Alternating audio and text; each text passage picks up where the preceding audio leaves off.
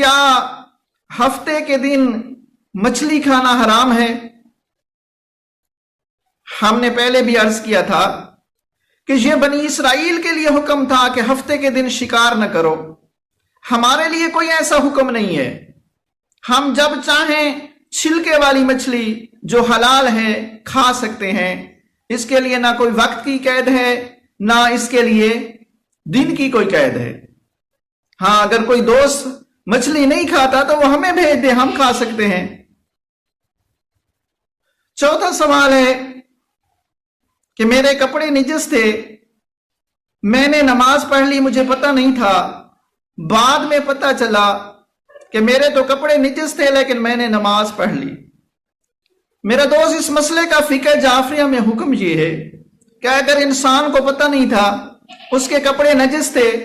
اور اس نے نماز پڑھ لی، اب بعد میں پتہ چلا کہ میرے تو کپڑے نجس ہیں، اگر ابھی نماز کا وقت ہے تو دوبارہ اس نماز کو پڑھے، اگر اس نماز کا وقت گزر گیا تو اب اس کی نماز ٹھیک ہے، دوبارہ قضا کرنے کی ضرورت